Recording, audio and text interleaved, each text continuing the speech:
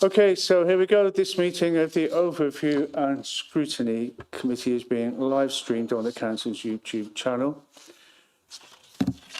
The recording of the meeting will remain online for 4 years, and if you are present in the chamber, you are consenting to appearing in the recording and broadcast, which may be used for training purposes. As members can see, we have a busy agenda this evening with lots of work to get through. Please can I ask all members of the committee to keep your questions succinct and direct, and remind cabinet members and officers in attendance to proceed directly to the answer, again keeping the answers concise and relevant. Please want to ensure that we get through all the items on the agenda today and to give all members the chance to speak if they would like to. Just not part of my script. Obviously, welcome to the Housing Special ONS. It's a big subject, and we wanted to see all the reports. And let's place on the record my thanks to Councillor Stephanie Chambers for the idea of having a one-off special meeting on housing. I think it's a cracking idea. Let's get on. Okay, so apologies. I'm not aware of any apologies. I think Tree might be a little bit late. That's quite often the case. Yeah, okay. Okay, so going on to the agenda, we've dealt with apologies, declarations of interest. Anybody got anything that they need to share with us? Take silence as a no. Declaration of party whipping. Looking around, no parties being subject to whipping of any kind. Okay. Public question time. Quick glance around the chamber. No one's all public here. Petitions and deputations. No notice of those. So, Councillor Hilton, leader. Sorry, Councillor Chambers. Alistair. There doesn't seem to be security downstairs or in the room here. Are you sure we'll be safe tonight? I think as part of the savings, I think, Councillor, the savings. Okay, leader, you're here to briefly introduce your report on Renters' Right Act, please. Big piece of legislation. So if you can both be succinct, please, then we've got a chance of getting through in reasonable time.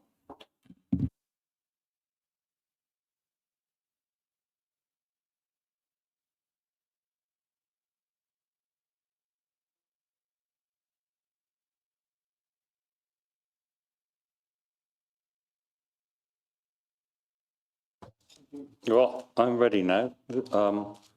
This paper's being taken to Cabinet on Wednesday. It's about the implications of the Renters' Right Act 2025.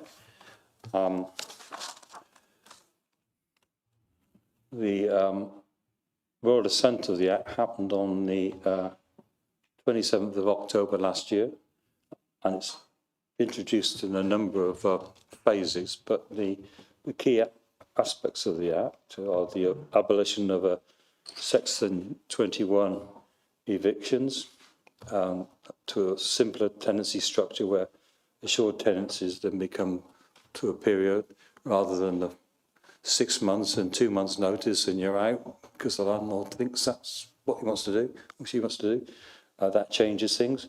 And ensure the possession grounds are fair to both parties if they want to take back their home, take back their property, let's put it that way. Provide stronger protections against backdoor evictions. It will introduce a new private rented sector landlord ombudsman. It will create a private rented sector database. It will give tenants strengthened rights to request a pet in the property. I think some people will know how difficult it is sometimes to find somewhere to live when they've got a dog which might have been with them, or a cat that might have been with them for years. They have to get rid of the animal because of that. Apply the decent home standard to the private rented sector. We've already got that in the public sector. Make it illegal for landlords and agents to discriminate against prospective tenants in receipt of benefits or with children. Again, another one where they can't say no because they're on benefits. End the practice of rental bidding by prohibiting landlords and agents from asking or accepting offers above the advertised rent. So in other words, they can't put it in a £1,000 a month, and then they've got a number of people wanting to do that, and they keep pushing up the rent. They're not allowed to do that.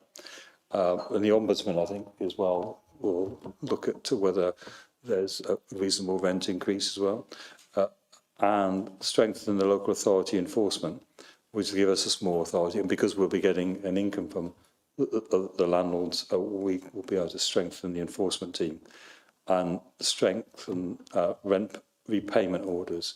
I think that's where we, James, pay the rent, or we claim it back off. We claim it back off the landlord. That's the basic piece of legislation that's being introduced, and this council is responsible, obviously, as a housing authority. I'll leave it at that, Chair. I think, some of these questions will probably be better answered by James. He's done a really good job when he briefed us at Cabinet briefing as well. He's the expert, I'm not the expert. It's just under my portfolio to deal with this matter. It's so tempting to comment on what you just said, but we'll pass. Right, James, is there anything you want to add by way of opening? No, happy to answer questions. That's really fine. Thank you. Okay, open it up to members, please. Members. Yep. Thank you, Chair. How would you put pressure on a landlord who has not replaced the glass in the front door of his property for several months now, probably getting on for a year,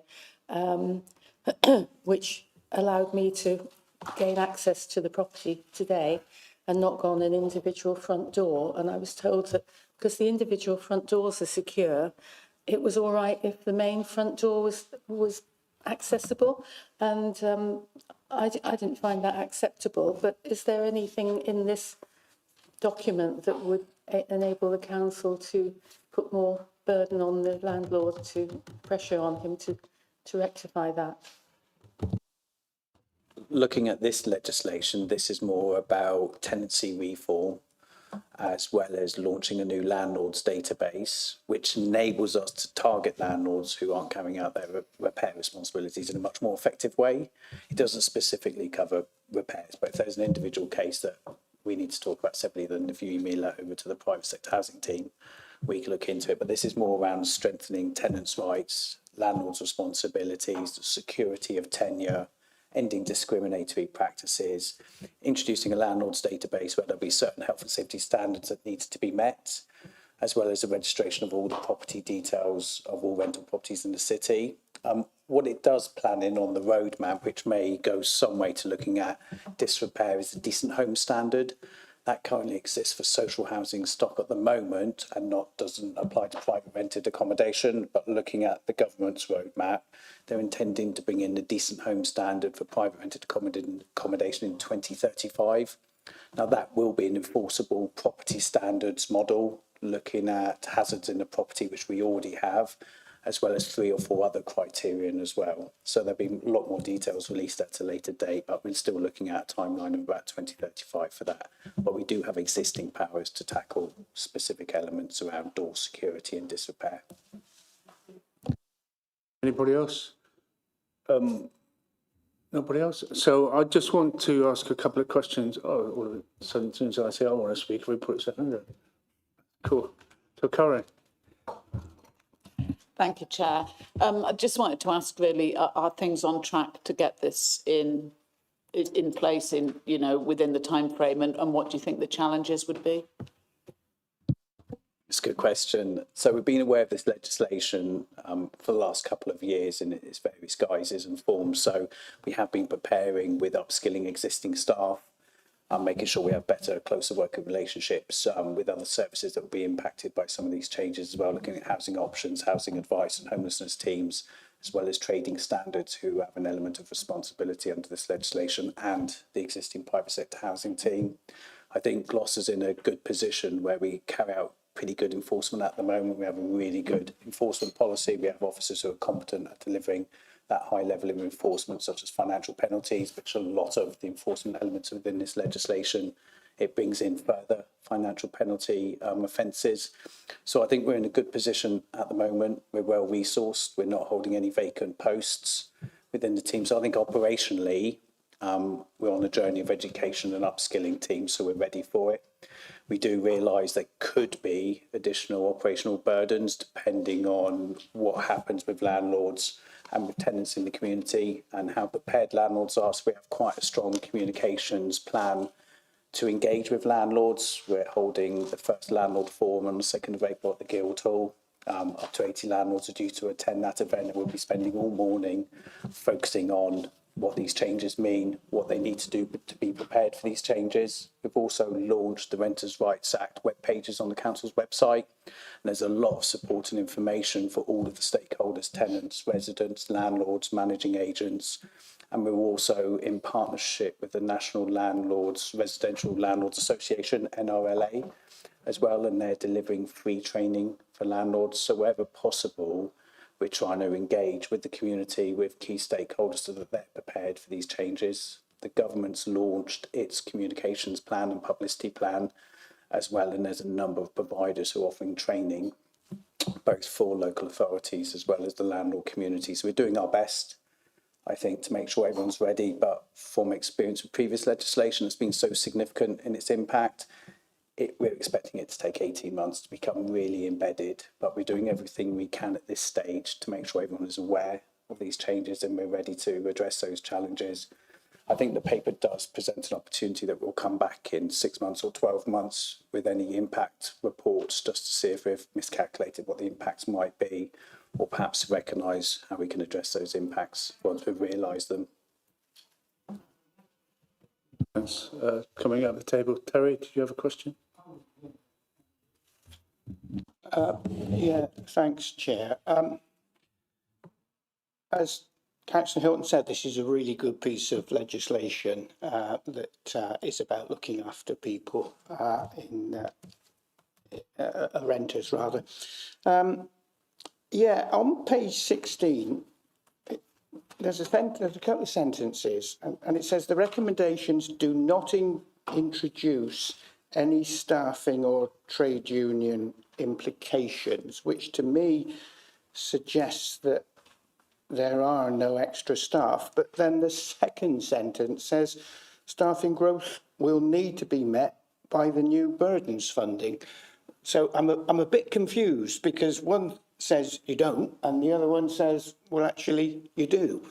And you know, there's a lot in this legislation. It is really, really important that you and your team have got, appropriately resourced and staff to do it. So I just want a bit of clarity on that. And do you feel that you are resourced to carry out this important piece of legislation? Thank you.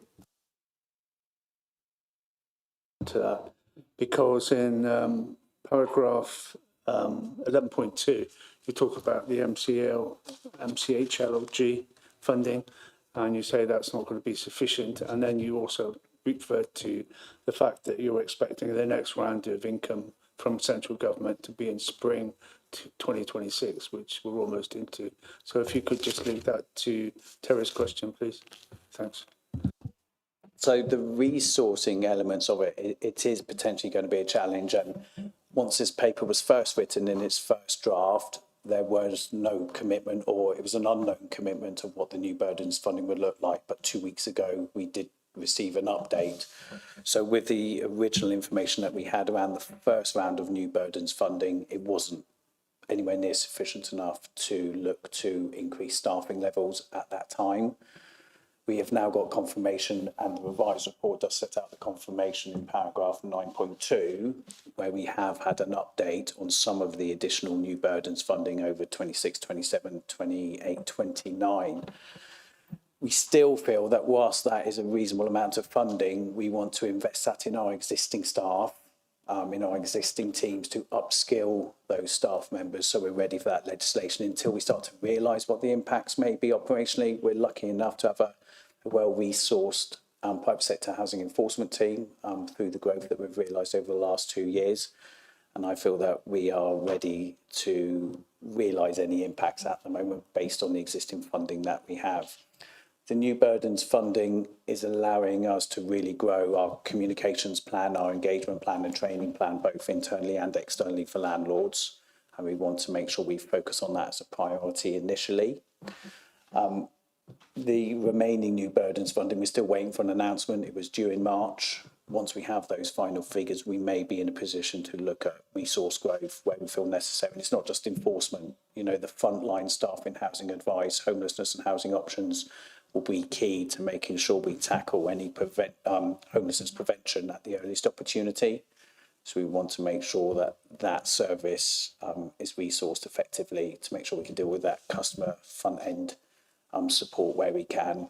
Enforcement is also another element of revenue generation, and we don't know what that we will realise yet, and how that would look to be able to resource future staffing. So I think once the 1st of May comes and the main tranche of tenancy reform elements come into power, we'll start to realise what potentially resources we may or may not need, and we'll also then realise what the enforcement impact will be, because that will be where we will be generating revenue. So I think there's always been the caveat that at the moment we won't look to grow staff, but we will always keep that under constant review, and we will potentially use new burdens funding, enforcement revenue, but also revenue from the landlords database. So the landlords database is due to launch in October, and it'll be launched regionally over a period of 6 months. We don't know what proportion of that fee that landlords have to pay to register with that national database will come back to us as a local authority. The government's not made that announcement yet, but as soon as they do, we'll then be able to have a bit more robust and effective financial modelling to be able to say we can afford to grow the team or teams and how many posts we can afford to grow to.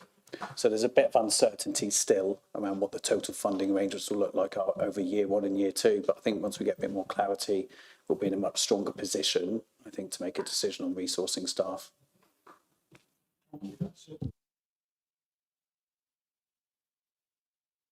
Councillor Steph Chambers, thanks.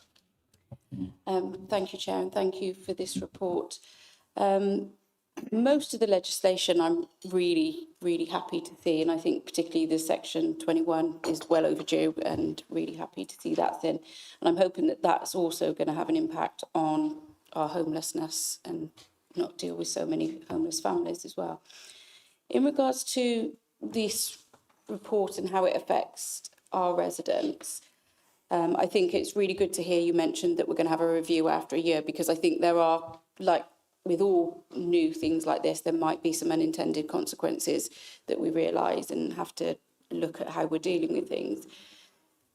The one concern that I also had, as with Terry as well and Andrew, is the capacity to deliver this, because it is a duty, you know, this is a statutory duty, and there are other things going on, and I know the enforcement team are working and been restructured and working really hard to get lots of things done.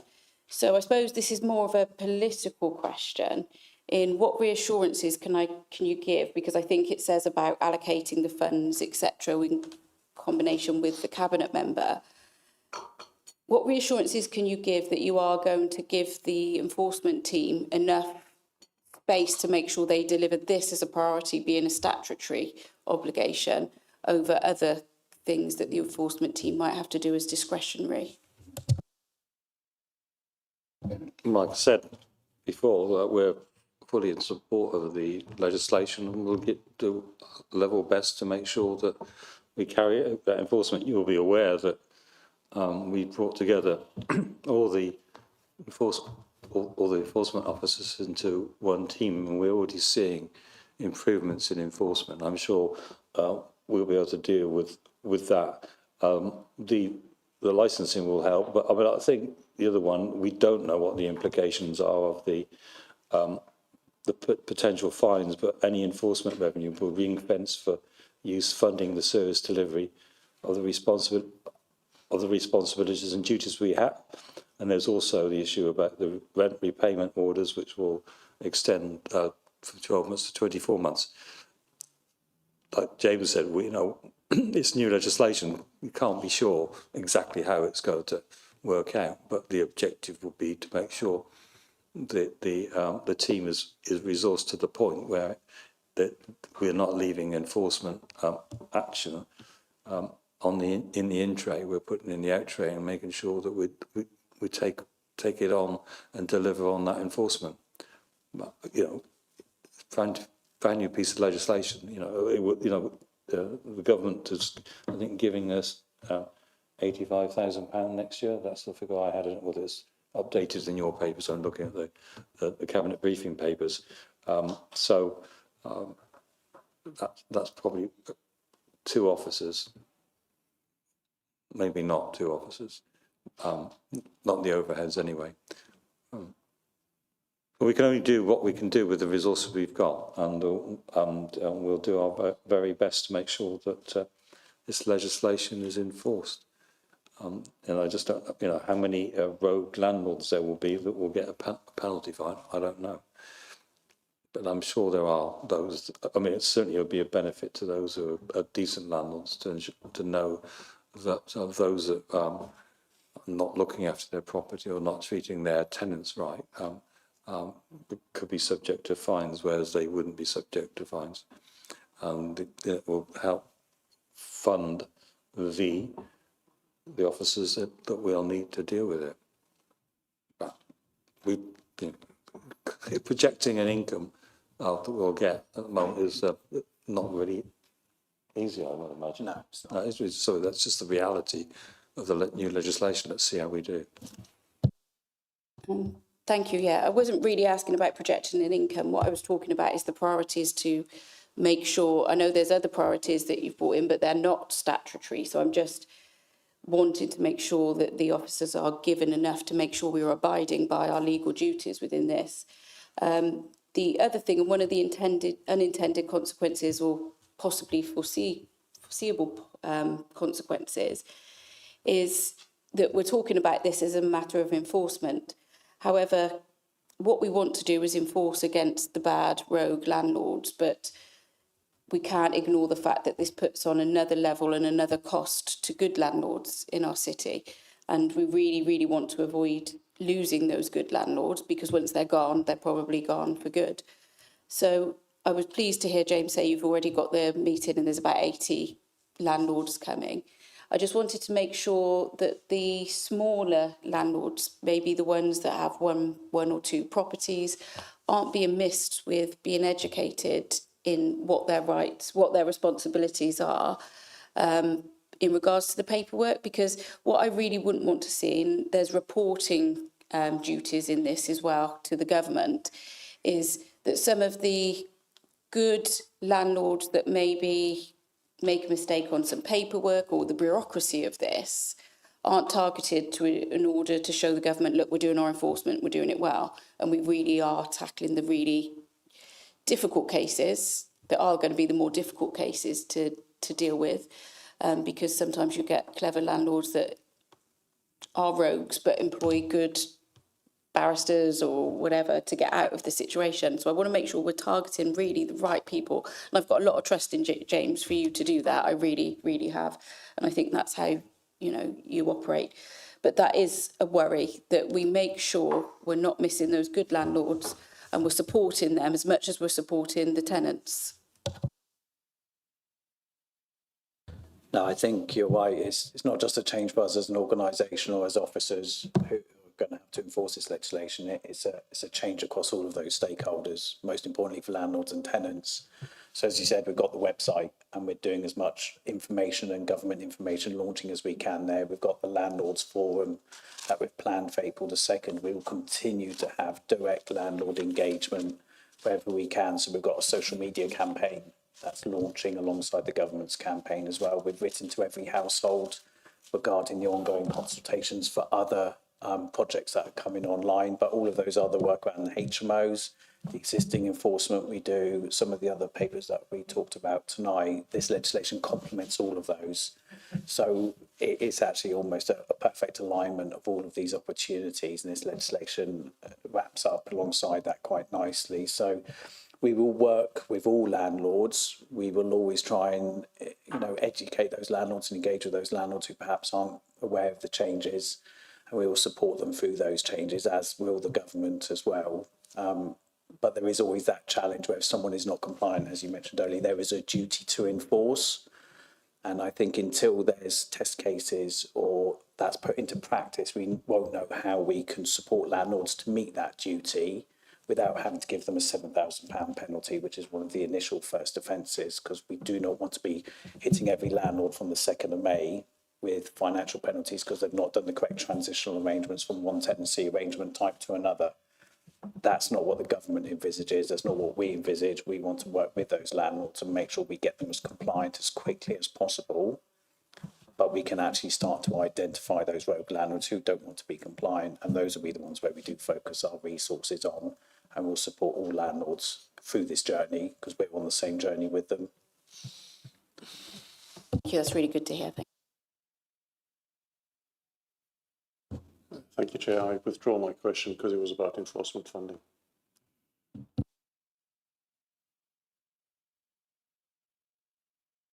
Thanks, Chair. Cheers, James. It's a really good report, and thank you. It's good reading. My question really is more about the amount of work you've got to do and how much work there is more to manage and enforcement. Have you got enough in your team, or do you need some assistance with it? With more people helping you? I mean, for the first time in the number of years I've been here, we've got a full complement of officers, and we've actually been able to grow the team. Through the wider HMO work that we're bringing in later this year, we'll actually be growing the team further to prioritise that piece of work. We've actually got quite a good, robust enforcement approach as well, and practices within the team where we've needed to use it. I think in an ideal world, there's a lot of local authorities out there who are panicking and who are recruiting massively. But do they need to realise that level of recruitment? We don't know yet. So I think we're fine as we are at the moment. The capacity is good, the skill set in the team's good. But until we realise what May the 1st, May the 2nd and onwards looks like, I don't think we need to grow the team yet. But I think the caveat is in the report that we will need to come back to Cabinet if we feel we do need to grow and the impacts are realised. Okay, we're going around a second time. Quickly. It's just very quick. I mean, this is new legislation. There's quite a lot of unknowns in there in terms of staffing and resources and quite where it will take us. There's other unknowns as well. So can I suggest it would be helpful perhaps in probably a year's time to bring this back, because, hopefully some of those answers then will be a bit clearer. So if there is a resource implication, we will know that by then. If there are other implications or complications, again. So just a suggestion. It's a good suggestion, except I'd rather it came back maybe in 6 months' time. We okay with that as a committee? And something you can recommend through to your colleagues in the Cabinet, Mr. Hilton? Well, yeah, I mean, I think we're going to need to understand where we are in 6 months' time or more, a bit longer than that, because if there are resource implications and they need to be part of the budget for next year, then we need to start thinking seriously about it by the end of November. So a report back on how the legislation has been introduced and how we've performed would be useful 6 months' time. But I think I think we'll probably need to look at it. It was similar with the HMO policy. Again, we'll need to look at what the incomes have been coming in and how that's working, and what the staffing resources will be, and whether they're, we increase the size of the team, but it's already funded, rather than having to increase the revenue budget from another source. But let's see. But the best time to deal with any implications on staff resources would be near the budget for the year after. So 27, 28 budget is when we need to get that right. Just thinking around the time scales for the roadmap of implementation of the legislation as well. The 1st of May is where the biggest changes happen. A lot of the tenancy reform elements come into power. There'll be a further impact in October, which is when the government is proposing at the moment to launch the National Landlords Database, which will introduce a significant amount of the enforcement elements that we can use to tackle those landlords who don't register or don't comply with providing all the information. So I think 6 months may be a bit premature for us to provide an effective report where we've really had a chance to analyse what those impacts are. 12 months might be a more realistic one where we've actually understood the initial implementation on the 1st of May. Then we've realised the impact of the October landlords database when that's implemented. And I think we'll come back with a much more informed report in 12 months rather than 6 months, or perhaps to align with the annual budget report that may be required if we do need to fund additional stuff. But I think 6 months may be a little bit premature for us to come back with really good informative report. About it, but I just wanted to come back to the point about the finances that I was making, and you talk under risks. The leader talks under risk about we're not sure if we've got the next tranche of money. But you referred me back to 9.2. I think it was 9.2. Are you absolutely sure that you have all the government finance that you need at the moment to make this work sensibly, and that there's not a shortfall that we're expecting to turn up at some point unknown? So depending on which version you have, we've got an older version. So hopefully in 9.2, it does set out the funding for 25, 26, 26, 27, 27, 28. Now, the funding for 26, 27 and 27, 28 is actually in the combined homelessness prevention, rough sleeping grant, which we haven't yet received. We don't normally receive that till about May, but we have received the memorandum of understanding of what the breakdown of that grant will be and what proportion of that falls under the renters' rights new burdens. So we know we've got 117,000 due to come to be spent over those 2 years on new burdens, and then the government won't be providing any more new burdens funding apart from one-off more payment. We don't know what that is yet. The government expects us after year 2 to be revenue generating through enforcement and through the landlords database. Okay, that's fine. Just coming back to why I suggested 6 months, I think if we reviewed it in 6 months' time, we would be in a better position to lobby at the right time to central government. But I'm happy with 12 and... okay, but I just don't want to miss the boat. But I'm sure that the leader will come back to us in one of your reports and explain that things haven't worked out quite so well. I'm not anticipating that, but I'd rather know sooner than later. Okay, so yeah, 9's a good compromise. Can we move on now? So all the cabinet are listening attentively to every word. So you've got that. Is there anything else we want to move on to cabinet? Anything that we want the cabinet to consider in all of this before we move on to the next item, please? Councillor Alistair Chambers. Is it worth requesting that? Because last time we did it with regards to forensic accounts, nothing happened. Is it worth requesting anything from Cabinet? Because last time we did that with the forensic accounts, nothing happened. It did happen. If Alistair would like to see the email that I sent to the chair, you're welcome to have a copy. Yeah, I think we know the answer to that. Can we move on? Can we move on? Is there anything else we want to recommend to the Cabinet? But it sounds like you're almost all set. The only thing you don't have is all the government dotting the I's and crossing the T's. It's impressive to hear the work that's gone on to build up the team, particularly the enforcement team. I think it looks good. I think, as Steph was saying, it's good news for people who rent and also for landlords. And just wish you all the best with it, and thanks for the presentation. Okay, thank you. Okay, so I don't know who's next on for Home Seeker, but if you can take your places, please. Brief introduction, please.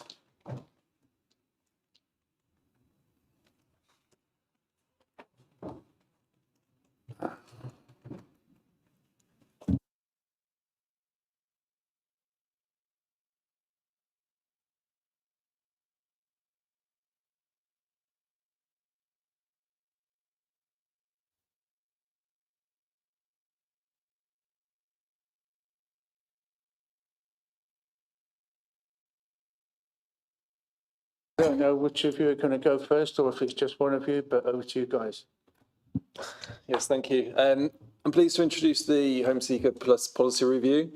For anybody who might not be fully aware, Home Seeker Plus is a shared choice-based letting system and allocations policy through a partnership of all of Gloucestershire districts and West Oxford District Council. So it's used to allocate the social housing in a fair and consistent way. Gloucester isn't the lead authority on this, it's the Forest of Dean. It's been running for a number of years now, around about 16 years in total, and 10 years with Westocks being in it, which is its current form of Home Seeker Plus. Since then, there's been about 5 or 6 iterations of the different policies throughout that time, and the one in front of you is the most up-to-date one. The report is looking at some updates to the proposed policy. Most of them are minor, just around sort of clarification. And then there are some sort of more major changes, which is in the Appendix 2. It's the major changes that would be required to consult on, whereas minor changes can sort of be made on a sort of an ad hoc basis if it's sort of legislation based. This paper is also going to Cabinet for approval on Wednesday, and it will be going out to public consultation once it's gone through all of the other 6 district councils as well. It's already been through 1 Cabinet process. Another 2, I think, are planned for this week, and then at some point the others will also get done. So this step is really important to give anybody that's affected by the policy, be that all of the registered providers and then also all of the applicants on the waiting list, to put their thoughts forward in a sort of a transparent way. So that's it. Okay, thank you. Ruth, anything you want to add briefly? Okay, open it up to questions, please. Comments, Home Seeker, Terry Pullen.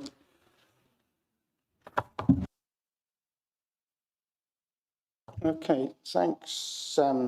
Thanks for the presentation. So, I mean, the obvious question is, you've reviewed the process and the policy. Have these changes made it simpler, quicker, and easier for people to access a good home? Because that's what it's really about, isn't it? So the system is still the same. The way that they use the website, log in, all of that sort of side of things is the same. Does it make it simpler? Lots of the changes in the policy are for the clarity. So when it was previously done in 2022, so for example, I think it's the legal framework, it was all listed, everything, all of the different legislations, and now it's been simplified into a smaller paragraph. So in the sense of it makes the policy simpler to read and understand, yes, but is the process to apply for social housing the same? It's the same as it always has been, applying through the website. That's what I was worried about. You change the policy, but it doesn't really have an impact and an effect on the outcome. Go on, Ruth. So these changes haven't come into force yet, so they're being recommended to go out to consultation. So the policy and the process, none of it's changed as a result of this review yet. So we obviously need to go out to consult. I think if you look at some of the key things that we as a partnership are looking to change, I mean, for example, the first question is around who qualifies for social housing. And I think being able to change who is actually eligible, and if there is a need to change who is eligible, will actually mean that those who are then eligible and potentially most in need get it sooner, because, you know, we're refining the criteria. So if that is a change that after consultation is supported and approved across all of the councils, then the theory is that those that need social housing the most will be able to get social housing quicker and more in a, you know, housing that's more suitable, because the demands will have reduced because some of the eligibility will have gone. Does that make sense? So, and you touched on my next question. Well done. About consultation. I wondered how you're going to do that. And I guess most important for me is, how are you going to make sure that that consultation meets people who are on the waiting list, so that they can have their say about the process and the policy, and how, because that's who it impacts and affects the most. And it's really, really important that those people are asked their views. So the consultation will be taking place over a 6-week period. It'll be led by the Forester Dean. The access to it will be through the usual sort of channels on the website and then the social media channels. But it will also be put on everybody's application form. So there's a pop-up as soon as they log in. It says that there's a consultation and they can click and apply for it that way. I believe that everybody will also be emailed. So everybody will be made aware that way as well. So there'll be a number of different ways that the applicants will directly be contacted.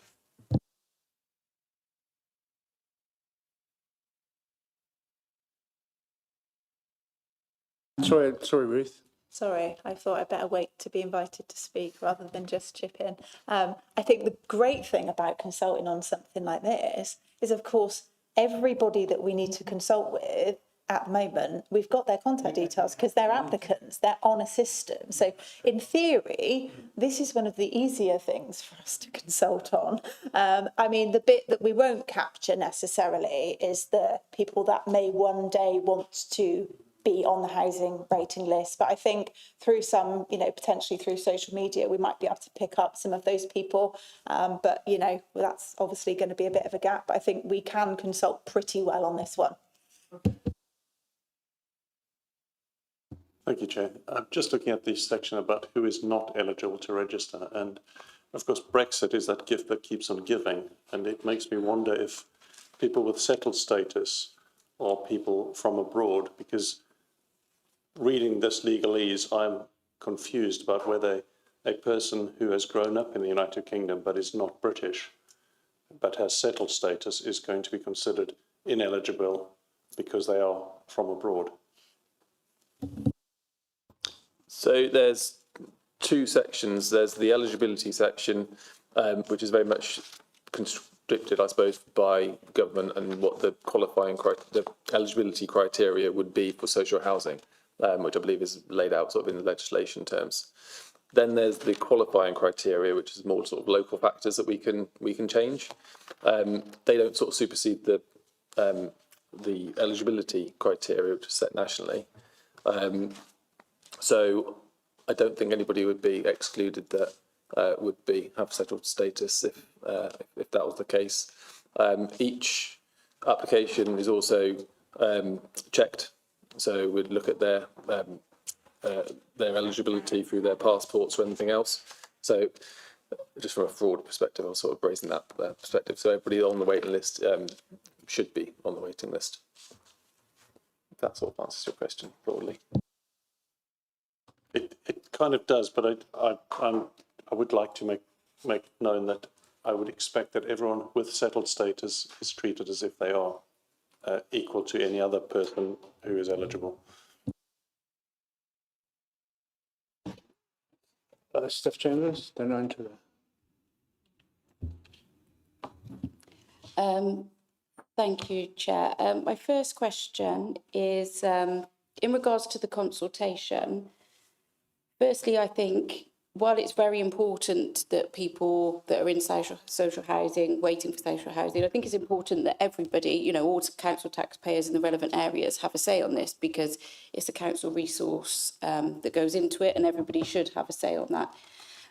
Even if they haven't had the need themselves, they could have family members or just have an opinion. So I think the consultation needs to go out far and wide. So the first question is, considering that not all people, but there are more people that are vulnerable that need social housing for one reason, whether it's disabilities or whatever, is 6 weeks, I presume, is probably the statutory minimum. Is it long enough? Wouldn't have an 8 weeks or 10 be better? And is it realistically too late to go back now and try and change that? I think it's realistically too late to go back. I did raise the question, and I said, well, could it be shorter? Could it be longer? And they said the normal time frame that you normally go out for is 6 weeks. So that's why I think it was picked. But there's no time limit. It could be longer, it could be shorter. I don't think there's no statutory amount, but 6 weeks is the agreed amount of time. Okay, thank you. My next question is, there was some mention of deliberately or indication of deliberately worsening of circumstances. Now, this is a really difficult area to deal with because whilst there are definitely areas where people are deliberately worsen their circumstances or they're not doing enough to help themselves when they are capable, my biggest concern about that is there are also innocent children involved in that have no say on whatever their parents are doing or not doing to improve their housing. So what can be done to ensure that those children aren't put under... It's difficult, I get it. And I know that there are some statutory obligations that sit with us and then some that go into the Children Act, which then sit with the County Council.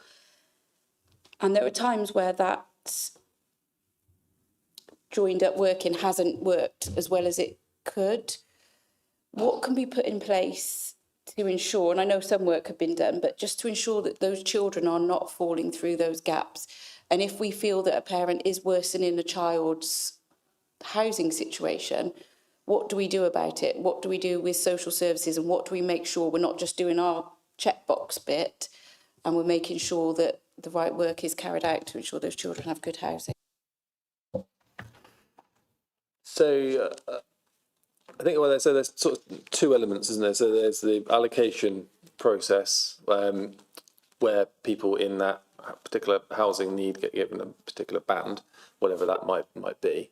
So if they've worsened their housing situation, they potentially then trigger the homeless route, which isn't ideal either. But that would be sort of a secondary catch, I suppose, when it comes to any sort of children, because then they'd have that priority need. Equally, that might then trigger an intentionality decision, which might lower their banding still.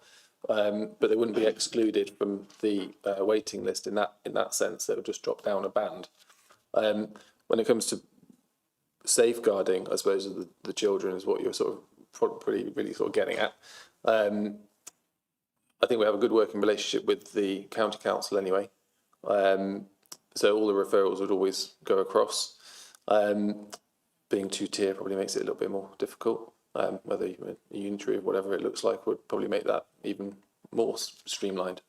But I think because there's those two elements, there's the homeless element and the allocation side of things, I think people are fairly well protected. Just to give an example, and it's not a recent thing, it's not happened under you, but there was a family in temporary accommodation which we actually had to evict because they'd done intentional stuff. That family then ended up living in a tent with 4 children, and we ticked over to the county council for the children's services. I think likely maybe parents then worry about social services, so avoided that. So there was that gap there, and that really, really worries me that could happen again. So I just want to make sure that doesn't, because a parent is making them intentionally homeless.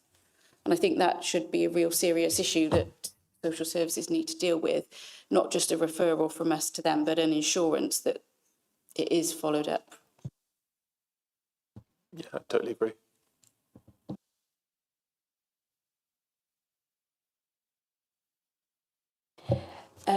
Sorry, my last one was, there was also about a rule being considered about applicants following reasonable advice before being awarded banding, a higher banding.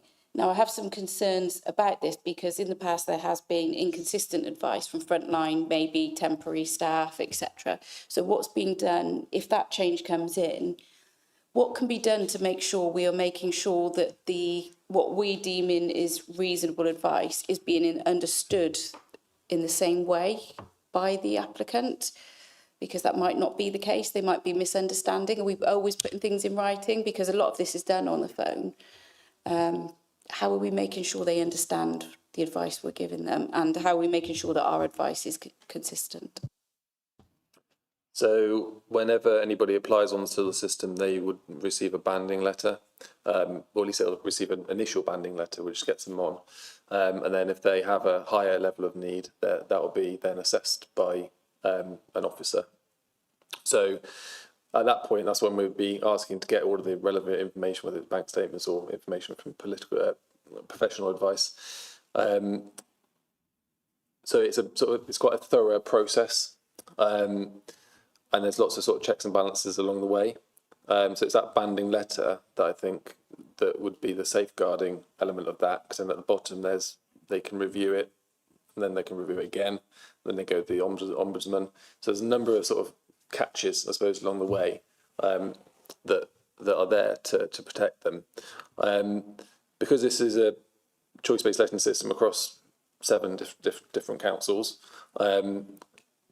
the bits that have gone into the consultation have come from lots of different councils. So it's not just what we want. We're trying to sort of amalgamate everything.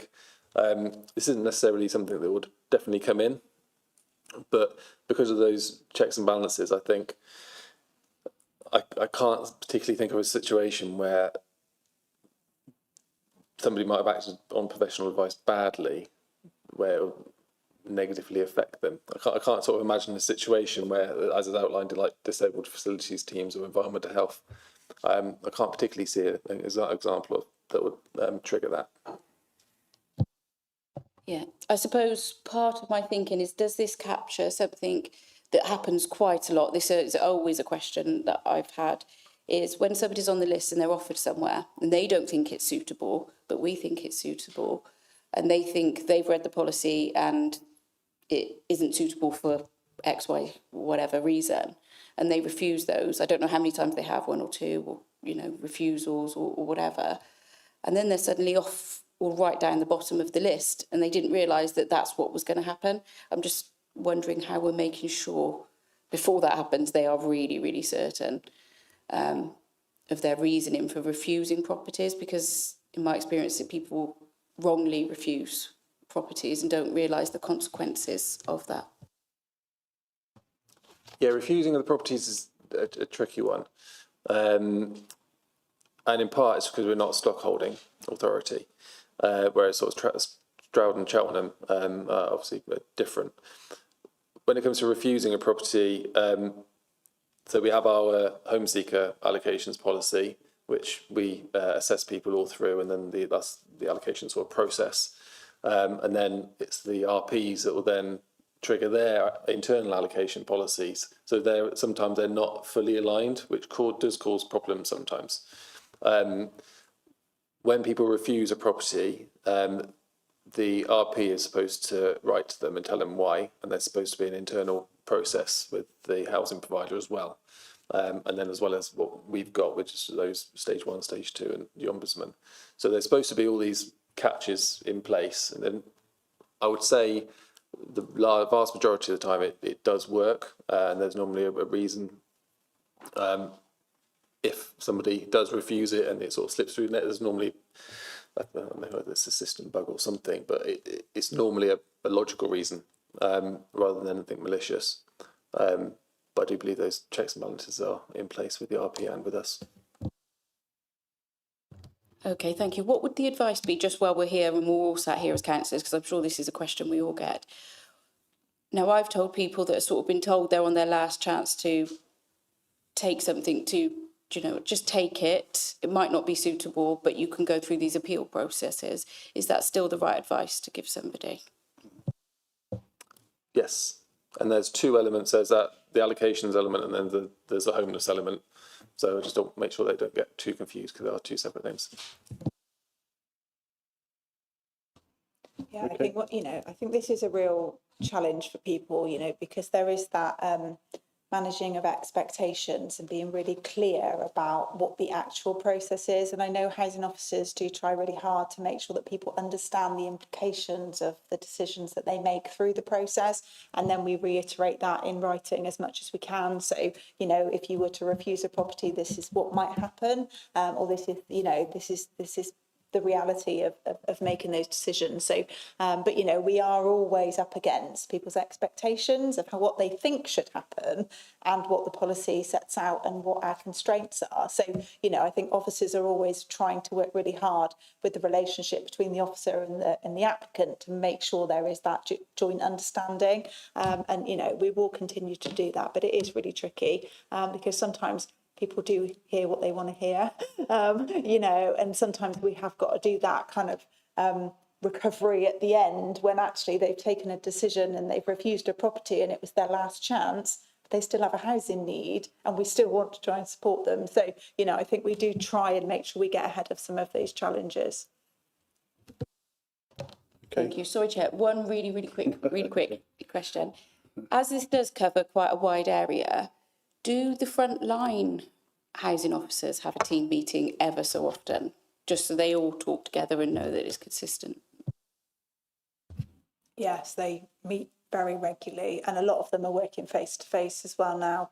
So they see each other on a daily basis, and they can catch up with their team leaders and stuff. So there is, I think, you know, I think being online meant that we implemented loads more regular catch-up opportunities, but now we've also got much more face-to-face opportunities through the face-to-face work in the appointment centre as well. So we've almost kind of improved it even further.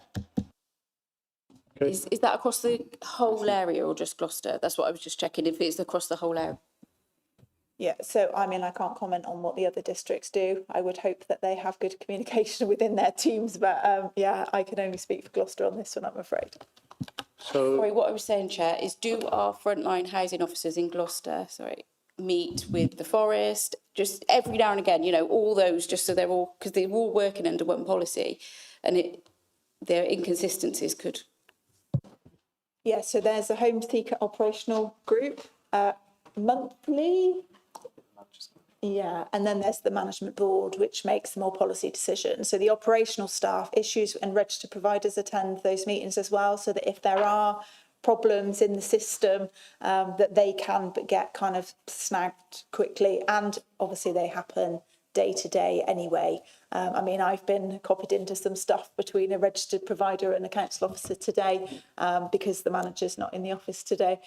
So, you know, really seeing kind of how they try and act on things quickly and work together to resolve issues. So one of the things that your group was going to look at was the availability of housing, decent housing for veterans, single and married. I'm not sure how that was resolved. Does this new version make it easier for veterans to secure decent housing, particularly when they're already housed in accommodation, but accommodation which is solely for veterans? So what happens then, as you know, we've discussed, is that they then have to remain there because they're deemed to be adequately housed, which means all of the other veterans who really could use that property are unable to do so. We've signed up as a city council to the Armed Forces Covenant, so I'm just interested to hear a little bit, please, about how this will make it easier for our veterans to secure a decent home.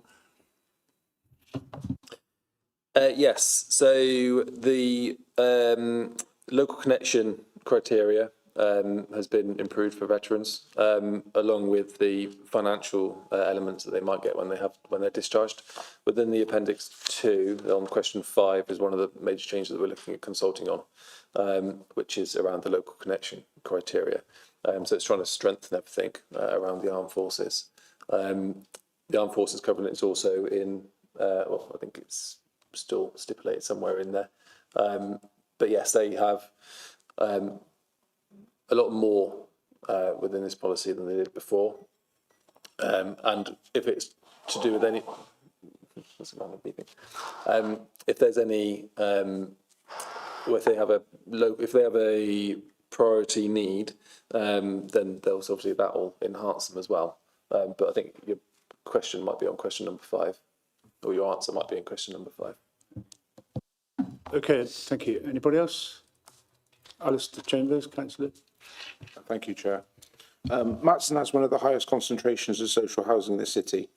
What specific safeguards are in this policy to prevent residents being forced out of their own community when they're rehoused, particularly families, disabled residents and those relying on support networks? well, the policy itself is a choice-based lettings policy. So just by virtue of that, they would have a choice of where they would want to live. So they have 3 bids within any bidding cycle. They can bid in Matson, or they can bid in Stroud, they can bid wherever they want. The only stipulation would possibly be if they were accepted as homeless, and they would be looking at possibly doing a direct match, where that criteria would then, they wouldn't have that choice. But it's a choice-based letting system, so they can bid wherever they wish. Thank you for that. How will officers distinguish between residents who have generally deliberately worsened their circumstances and those in Matson who have taken in family members because of poverty, domestic breakdown or safeguarding need? Well, within the assessment criteria, they need to go through that eligibility criteria, the non-qualifying criteria, and there's a section in the policy which goes into detail around if any fraud has taken place, and then the ramifications of that as well. The counter fraud team deal with that for us, and we also have to upload all of the allocations details to the Home Office, not the Home Office, the Cabinet Office, every year. I think it was every 2 years. I believe it's due this year, I think. So again, fraud checks are done at a national level and a local level.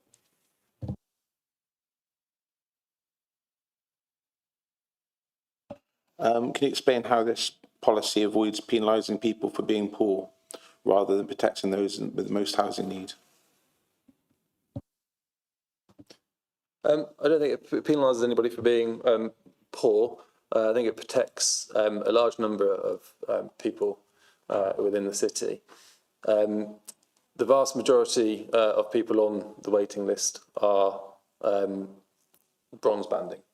So they really they wouldn't be housed in that respect. We have the priority groups, which is set out again in sort of legislation. So that's where the people would be caught up in the silvers, the golds, and the emergencies. And there is no financial limit for anybody that might want to apply for any social housing. So there is quite often, sometimes with RPs, I do find that they are needing to be a bit more commercially minded these days. So I find that some of the bigger ones are getting a little bit more stricter on their criteria of who they would accept. So they might say, well, you actually can't afford this property. Many of the reasons that I find that comes up in is when there's an affordable rent property versus a social rent property. Because affordable rent property just isn't affordable really for lots of people. If you've got just working a little bit, then it's immediately unaffordable for you, where the social rent is not. And that's why, as part of my role at the Cabinet, I'm pushing for delivering more social rent properties within the city instead of affordable rents, which will then make everything more affordable for people.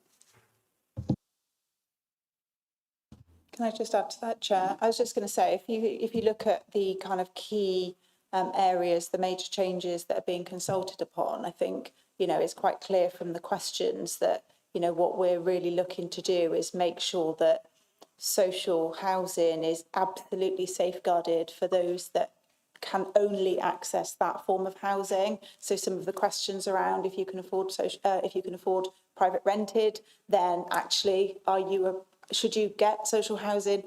So I think some of those questions really show how we're trying to make sure that those in the most need of social housing are the ones that get social housing. And it is in short supply. Even stockholding councils are in short supply of social housing. So it is really important that we make sure that those that need it the most and can only secure that type of housing are the ones that get it. So hopefully that is clear through the consultation process. And it'd be really interesting actually to see the consultation responses from those that are kind of on the system. So it would be really interesting. I don't know if the committee would want to see the policy after the consultation process and see what has come out through the consultation, you know, but for me, I think that is going to be a really interesting exercise. And I think it'll also be quite interesting to see the consultation responses from other districts and where the areas of similarities are, because obviously we don't get to make all the decisions on this policy. It is a shared allocations policy. So, you know, I think it would be a really useful exercise to review that at some point. The Chambers? Thank you, Chair. So I was going to ask another question, but just leading off what you just said, before deciding that Matson residents should be excluded from the housing register because they could reasonably rent privately, what evidence does the council have that genuinely affordable, secure private rents actually exist for low-income households in Gloucester?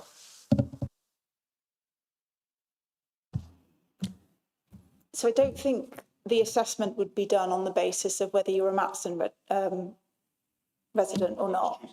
I know. So, but every applicant would be assessed based on their personal circumstances. So some people in Matson may be able to afford social rent, and we would do a financial assessment to be able to make that decision, you know, taking into account all of the information available. Some may not. So I think it would be very much on a case-by-case basis as to who the applicant is, what their personal circumstances are, and whether they meet the eligibility criteria to be put on the housing register and what band they are then given on the housing register. Sorry, the question was the last bit. I'll just read the last bit. What evidence does the council have that genuinely affordable, secure private rents actually exist for low-income households? So we do place families into the private rented sector. So, you know, it's limited because we've got limited supply of private rented accommodation in Gloucester, but we do manage to secure private rented accommodation for low income families. You know, it's not the easiest thing to do, but it is something we have to do because of social rent being challenging. But yeah, so we've got limited evidence.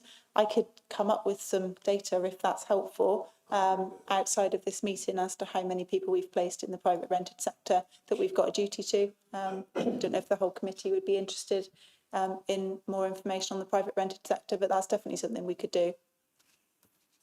Okay, thank you. Thank you very much. So, usual question. Sorry, Angela, did I forget you? I apologise. Sorry, my assistants aren't working very well tonight. Sorry. Thank you, Chair. In the appendix under 3.1, there's reference to local connection to a district. And you've mentioned districts quite a lot. We've got local government reorganisation coming very soon. Are you going to future-proof this document to take account of that? Will districts be relevant, or will you still look at districts unofficially when you're trying to find somebody a home? I suppose with LGR that would be whatever it looks like in the future. Local connection, my understanding, would be sort of abolished across the board. So at that point, this would then need to be re-looked at. I'd probably consider that as a bit of a minor change because it would be a change across the board. It wouldn't be anything that's sort of specific. But whether, local connection, I don't know.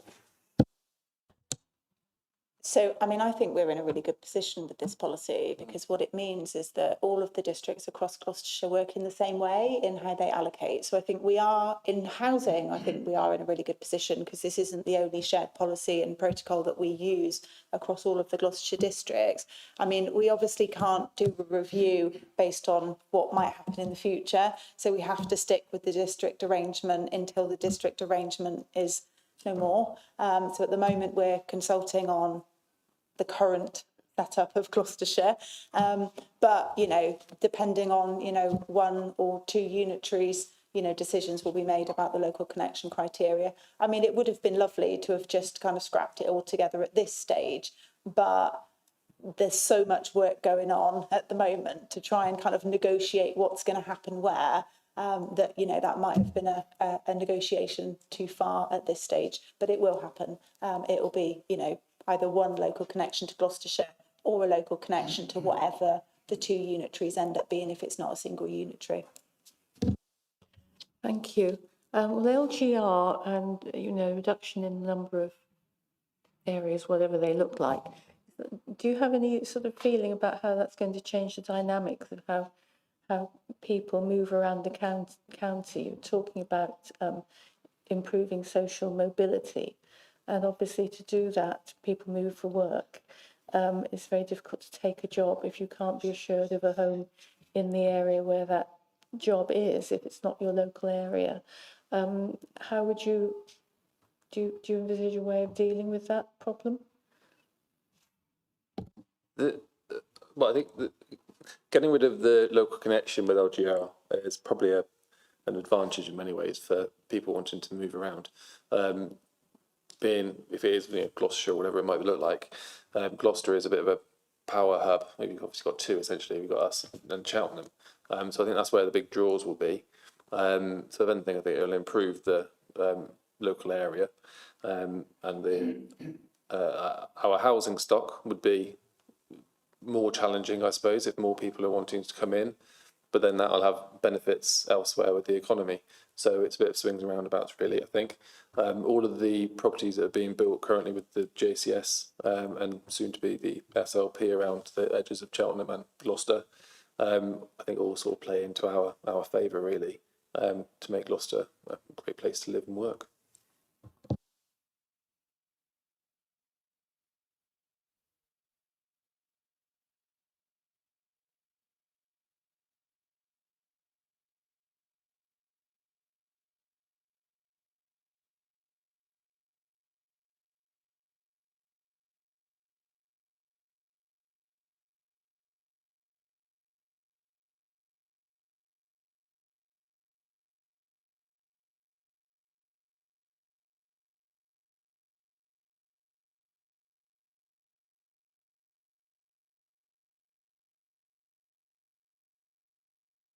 Doing well tonight, Rebecca. If you can follow the trend between you again.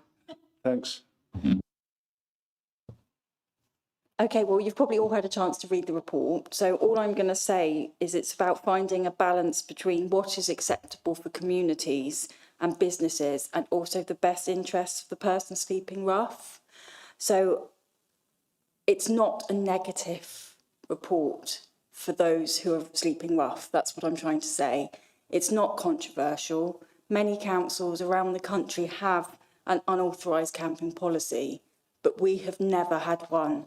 And why this has been instigated now is because when I took over this remit as cabinet member, I had an issue with an encampment down at Hempstead by the canals, and it was quite persistent, actually. They weren't engaging at all.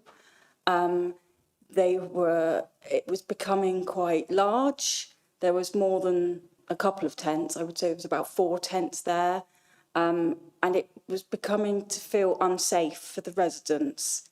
So there is definitely a balance when it comes to those that sleep rough.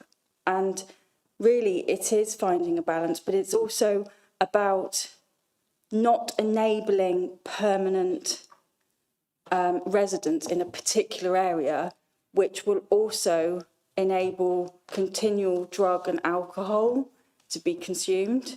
If you think of world camping policies, then there is that leave no trace principle, but often that's not the case when we're talking about those tents that are being resided in.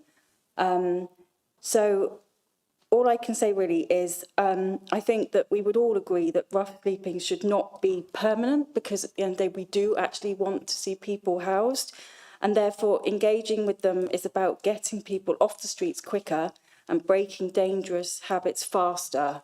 And therefore this unauthorised camping policy, which is in front of you all today, it is a last resort policy. So it's not something that we're going to use, I hope, very often, but it gives us that tool to be able to enforce if we have to. You'll see from the Appendix 2, there's a really clear flowchart. And really that, in essence, is how the process would go. for such enforcement to be instigated. It had sufficient consultation. It was out, I believe, between 6 and 8 weeks. And it was consulted by the stakeholders and partners that the council currently works with. You'll see from the responses, we had some really good responses come through. Generally, people were in support, though there were other comments made. And you'll see on page... Yeah, you'll see on the second page, 3.11, those that weren't included and the reasons why they weren't included, and those ones that were included too. So, open to you for questions. Thank you. Sorry, one button. Well done. Any questions, comments? Steph Chambers. Thank you. Thank you, Chair. Thank you, Rebecca, for this report. And I do remember the time that you were trying really hard to deal with the issue down in Hempstead. And as you said, it is a very difficult balancing act.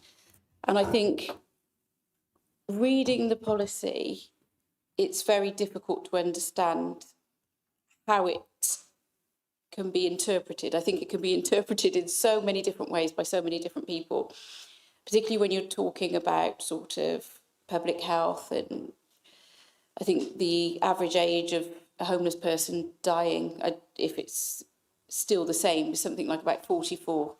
You know, that's really, really young age for people to be dying. So, you know, we could be saying to all the homeless people, right, we can force you to do this, but that's not the way it works. And it's not successful when we try and force people to act in a certain way.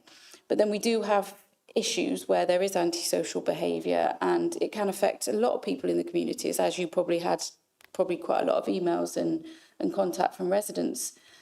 But I suppose then there's a difference from, I've come across one man in a tent living quietly in some bushes somewhere, and he's very happy at doing so, and he's doing nobody any harm. So I think we just need to be careful about how this is interpreted by all our partners, because there are issues definitely in the past where some of our partners don't feel the same way we do about it.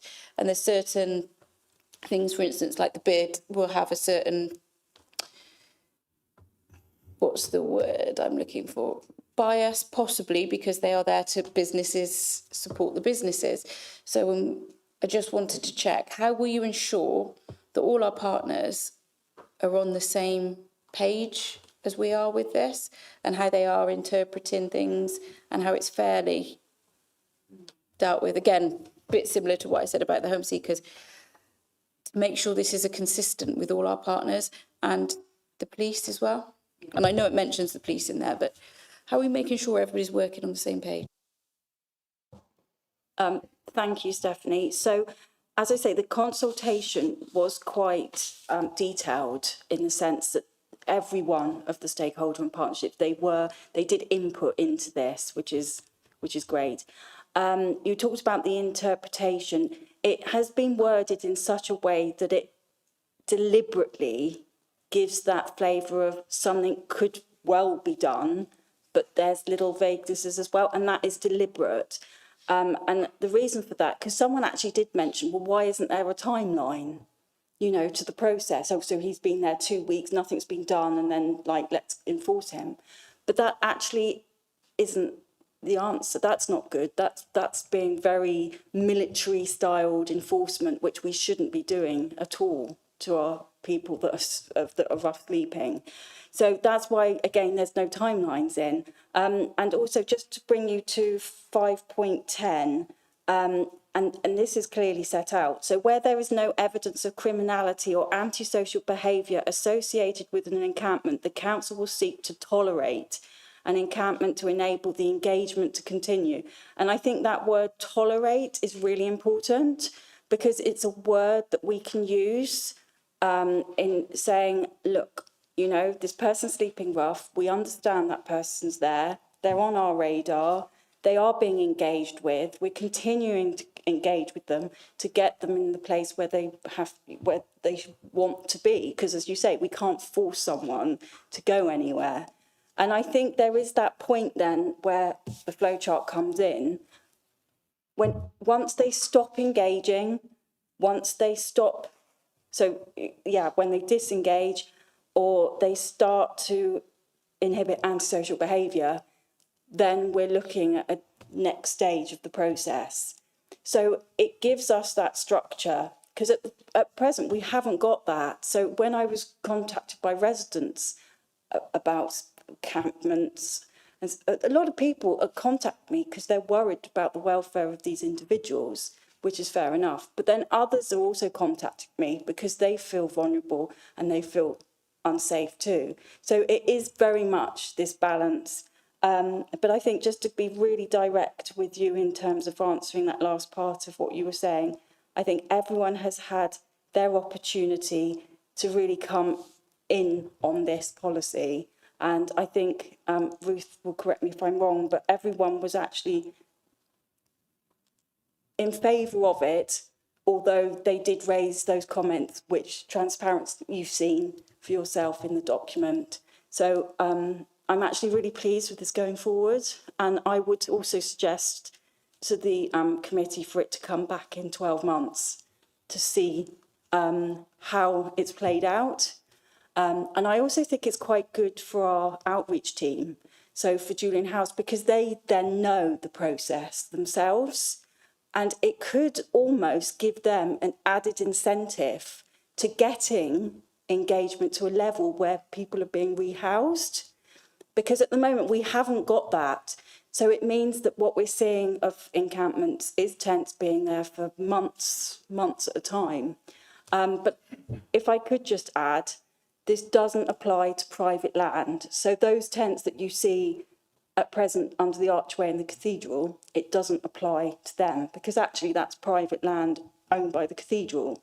So they technically would have to take their own civil matter into consideration when enforcing them off that particular land. And I think that's a really important point to make, because sometimes it's unclear what land is owned publicly or if it's a private piece of land. I think that would actually, correct me if I'm wrong, Ruth, but that would be the same with Christchurch as well, behind Christchurch at Montpellier. So, you know, people, there's tents there, been there quite a few months. Again, that's private land. So again, we wouldn't be able to use this policy for that. Okay. Thank you, thank you. And just one sort of follow-up I was thinking of, and now it's disappeared from my head. See if it'll come back. No, I'll wait, Chair, and if it comes back, I'll let you. Anybody else? Anybody else? Sorry, Angela and Terry.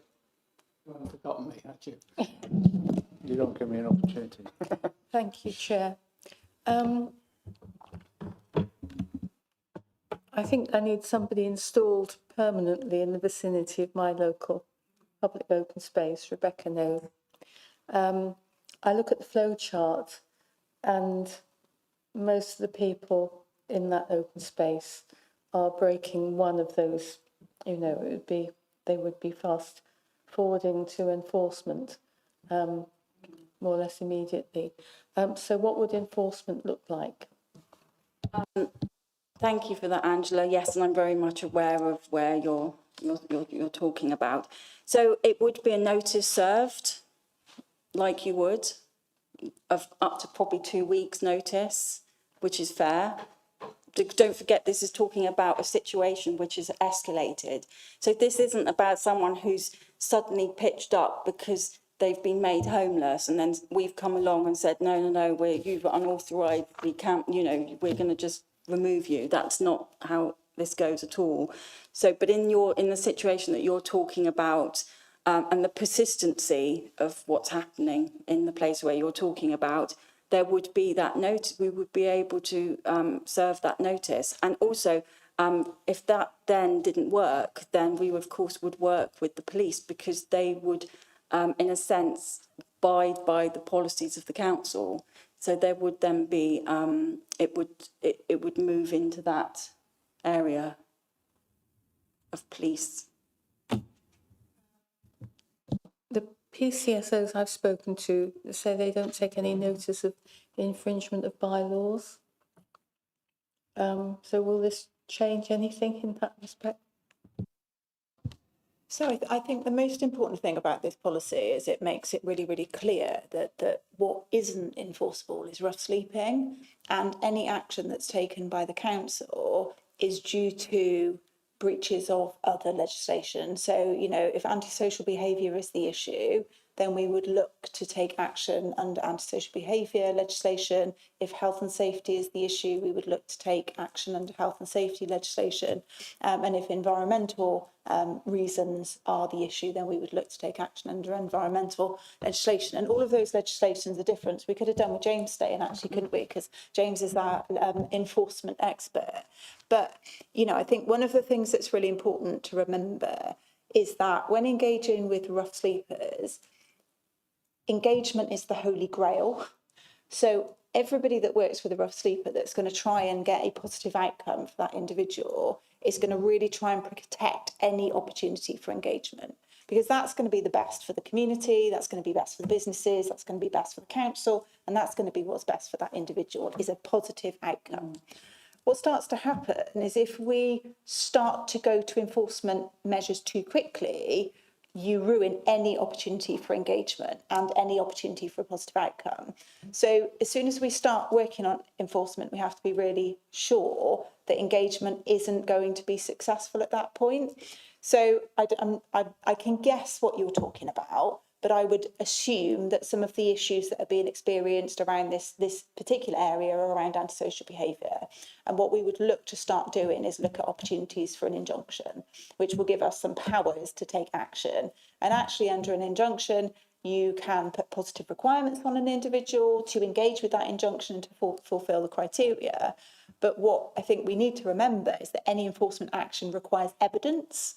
So we can't just go to a point of going, well, we're not happy about this anymore, we're going to get rid of them.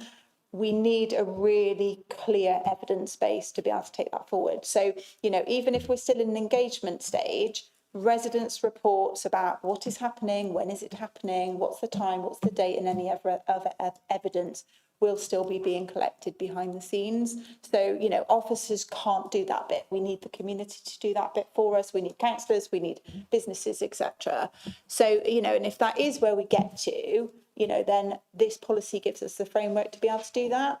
We've never had that before. We've never had anything that describes the process that we're going to go through, which is not helpful to anybody. And I think one of the things around the point that Stephanie made earlier about, you know, kind of businesses' involvement and stuff, you know, it's really clear through this is that it's not who shouts the loudest, you know, because businesses have a voice, let's be clear.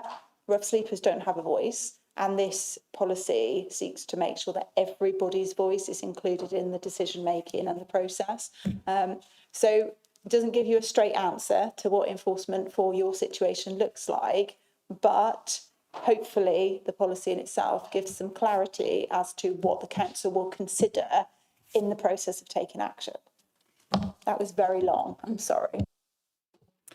What I can see happening in my particular area is just a carousel of people coming and going, because that's what happens. You know, you see familiar faces, they're around, they go, and then they come back again. I don't think anybody would stay long enough for the, you know, the 2-week notice or whatever they'd just go, and then they'd come back again, but they'd be replaced by other people. So that would be the problem for my particular area. Anyway. Just to highlight, I think Angela's correct in saying that there is a turnover of different people, which is like, but then I suppose we could look at PSPOs, because that, you can put those, can't you, on, can you? On the rough sleeping. No, but on parks.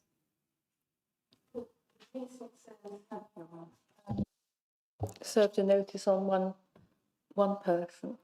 And they won't do any more unless he breaks any of the restrictions, which is taking drugs or drinking, whatever. Maybe lighting fires. He lights fires. So that's one example. But I haven't got any experience of them doing anything with anybody else, because normally Julian House or their predecessors have come in. So I guess we'll have to see how it goes. I think the only thing I would say is that because this is the first time we've had a policy like this, it will absolutely be being reviewed and amended as we develop the practice. So, but because, this is a starting point, I suppose, we've never had anything like this before. We want to make sure that we learn, and we learn with our partners. So multi-agency meetings around these encampments is also part of the approach. So, I think we will definitely see some amendments in the future. But like I say, this is a really good starting point. Okay, anybody else? Anybody else? Co-host. Terry. Thanks very much. First of all, really pleased to hear that engagement is absolutely paramount here, because that is really, really important. But of course, there are dilemmas, aren't there? And what are the priorities from your point of view? Because there seems to be a number of issues here. I mean, is the priority dealing with antisocial behaviour and keeping local businesses or residents happy? Is it about identifying welfare concerns of people who are living in those tents? Or is it about finding somewhere more safe and secure for those people to go to, and hopefully a more safe and secure place to live? There's probably not one answer to that, but those are the dilemmas, and I just really need to hear what you think are the priorities. Thank you. Yeah, thank you, Terry. I think it's all of them. I do. I actually do think it's all of them. And it can all be done in a balanced way. Of course, I come from it's zero tolerance to antisocial behaviour in any respects, because antisocial behaviour can have a detrimental effect on businesses, residents, but also you have to see where that antisocial behaviour comes from, and then you have to work with the person, because of course antisocial behaviour doesn't just happen in isolation. It's happening from people that have got very complex needs, and you've got to really then engage and work out what those complex needs are in order to be able to stop the antisocial behaviour. Correct me if I'm wrong, Ruth, but I don't know the actual statistics, but I'm sure we could find out. Many of our rough sleepers have got, it just slipped my mind, arsonist tendencies and issues of arsonist behaviour in the past. And that's actually quite common. That's actually quite common. And sometimes that's the reason why they're rough sleeping, is because houses and homes don't have them in their own properties. So it is about looking at all the complexities that are involved. And I think it's about working with stakeholders and businesses so that we are all singing off the same hymn sheet, so to speak, and being transparent and being accountable to each other. And I think it's only when we can do that is we will see that balance between all those priorities that you've talked about, Terry. I don't know if, Ruth, you want to come in on that as well. I mean, I think Councillor Trimnell's right in that we will see different priorities in different circumstances. And I think that's the purpose of the multi-agency meeting, because there will be some scenarios where the risk we're managing around an encampment to a local resident or a building or a business or a group of employees, for example, is a greater risk, and the individuals aren't engaging. So, those decisions as to what is the priority in this case will be made by the experts in that case. And, you know, I think the reality is a lot of the rough sleepers in Gloucester City, a percentage of them we know. And wherever they go in the city, we know, you know, we've engaged with them in the past. We know whether they do engage or whether they don't engage. We've got quite a bit of background. So, you know, how we then approach engagement with them is going to depend on their story and their relationship with us, their relationship with outreach, for example. So, you know, I think we can build quite a good picture before any of this work starts, but understanding what the risk is to the public, to the individuals, I think is how we would need to kind of determine what the priorities are. It's interesting you touched on risks, but I perceived risk of some neighbourhoods and communities, and certainly something the Chair and I were talking about before we started. So what is a perceived risk and what is a very, very real risk? And it's quite interesting, isn't it, that actually some residents would start not from the risk aspect, but from the welfare concern aspect. So, yeah, that is quite interesting. Just one quick question, because you've said there has to be a timeline, a time scale. Yeah, and that is very difficult, isn't it? Because actually we do want some markers to measure against, and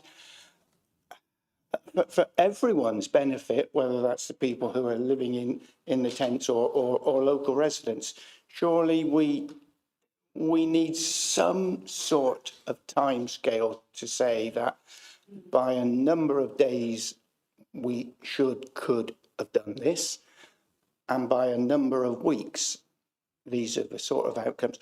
Or else, I think somebody used the word carousel, did they, earlier? And actually, we don't want a carousel. We want to deal with the problem for everyone's benefit. And I do think you need some timescales in there. Yeah, thank you, Terry. The question of timescales has been something that I have personally almost gone back and forth about putting in this paper, and I've spoken to key officers as well. And actually, it's about the levels, it's not about timescales. And actually, I'm quite steadfast on that. I've come to the point that I am actually quite steadfast on. It's about levels of engagement. So let's say that this is a real example. So let's say our outreach team went down to see one of our rough sleepers, had a successful engagement, came away, felt quite positive that things were going to move in the right direction. They went back the following day or in another couple of days, that person was totally out of her or his head. You know, they'd gone at a time of day where they'd been jacking up, they'd been drinking, they couldn't engage. So they'd go away again. And so it wouldn't be at that time that we would set up. So we wouldn't go and enforce that action at that time because, of course, it's a bit like capacity, lacking the capacity. You would have to get them at the right time, and how long is a piece of string? You know, you cannot put an indefinite time scale on that. It is impossible. We're talking about people that have such complexities that they're literally living by the hour, not even that sometimes. They're living by the minute of each day. So their reasoning and rationality in terms of a time scale it just would not work. And it would also be very unfair to that person. And it was a bit like what Ruth was saying. It's about having successful engagement, not going in too soon with the enforcement action. Because what happens with that, you then end up on the carousel. Because what you do is you push that person away then maybe to another part of the city. So you'll find yourself in that vicious circle. So that's why I've struggled with this. I can tell you I've really struggled with this in terms of the time, putting in measures of time. So I think it's going to be more about having our successful relationship with our outreach providers in giving us the necessary data on each of those individuals that we know.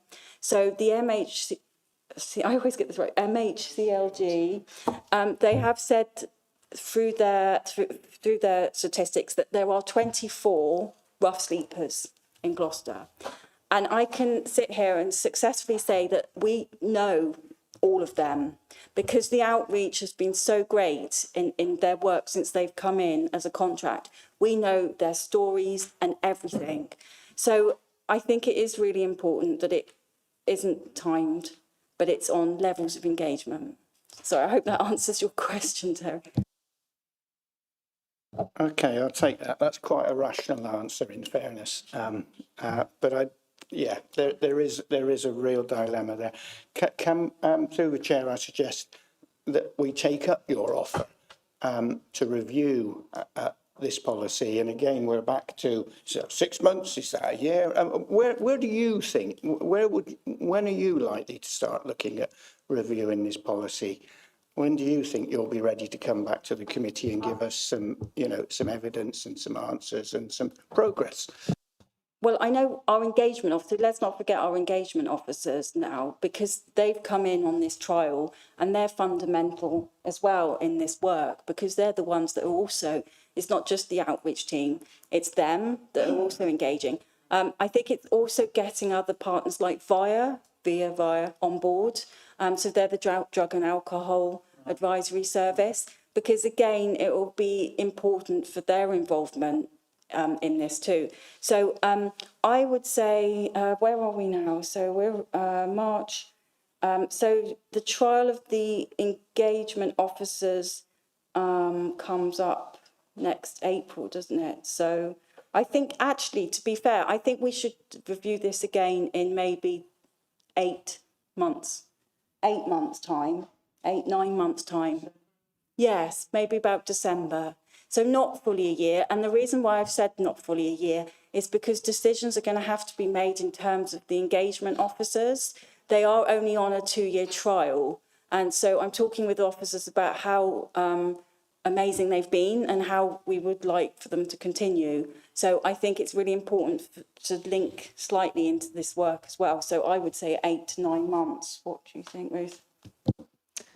Yeah, I mean, if you think about kind of when we see the most encampments, it is usually over the warmer months.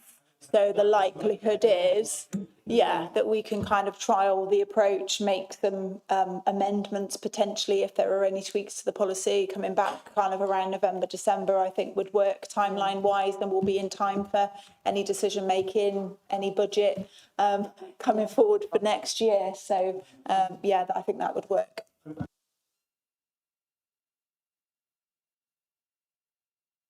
Before I take Councillor Steph Chambers, just want to pick up your point, Rebecca, about you don't want timelines and you don't want numbers.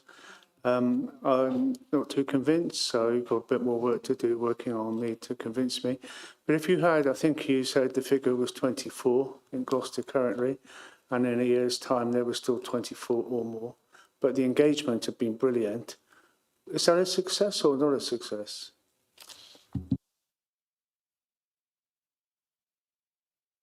I've got to think about it. So enforcement isn't going to lower that number.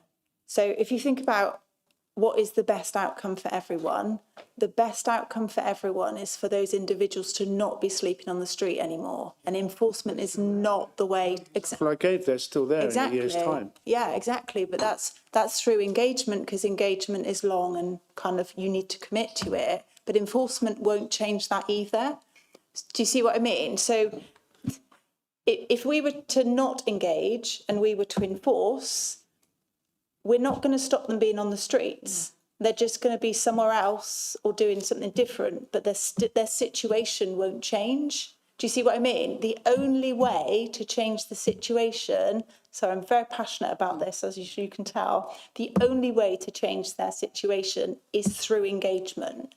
And that to be the holy grail in this work, and that's why it's so challenging to put targets on it. Just quickly, excuse me, I'll let Steph come in, but how do our neighbours measure this? How do they measure it? How do they assess it? Do they do it on timelines or numbers? No, I haven't seen any timelines around it. But how do Cheltenham and Stroud, how do they measure success otherwise? I don't think they've got policies. No, they haven't. I've checked. In fact, they work quite closely with the county council. I think Tewkesbury Borough Council were looking at something similar to what we're doing in terms of this unauthorised camping policy. But I was looking at the other districts and I don't think they have got something like what we're proposing. Okay, like Rebecca, you wanted to think about my question. I need to think about your answers. So in the meantime, we'll take Steph. Thank you, Chair. I do understand the difficult part of what's going on, but just you threw in a couple of examples, and I understand that timescales are different. And then Ruth also mentioned about the summer months. I get that. So this council also has a statutory duty to deal with antisocial behaviour. So we've got to balance that and the rights of residents.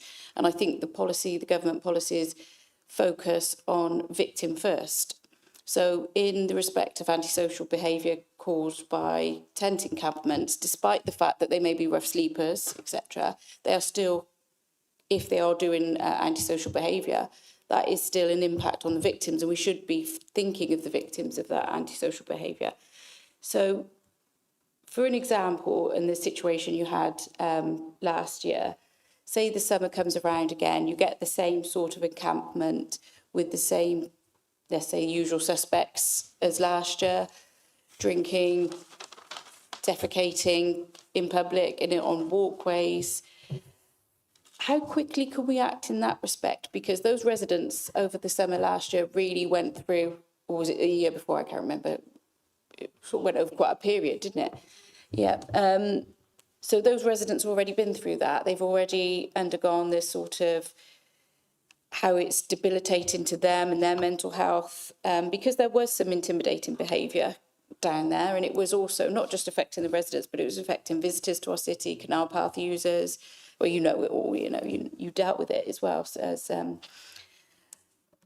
other things. So how quickly would we be able to deal with that? And what can we do to these repeat offenders? Because if we've got antisocial behaviour in somebody living in a permanent home, they've got different issues to be concerned about. So they'll be thinking, am I upsetting my landlord? Am I breaking my tenancy? Could I lose my home because of this? So they might comply quicker. Not everybody, but they might comply quicker than somebody that thinks, well, I can just pick up my tent and go over there and do the same thing. Because yes, I understand that there's mental health conditions, there's neurodiversity issues, but we can't forget the victims that are dealing with issues like this. So what could we do? If they rock up again this year and cause those same residents, how quickly would we act?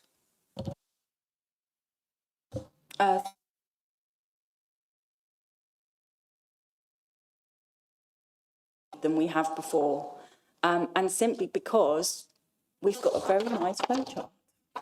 And I don't say that sort of as a kind of, but it is a structure, and I think that's really important to have a structure, but I don't think, I say that, but then say I don't want a timeline. But there is a difference. Do you see?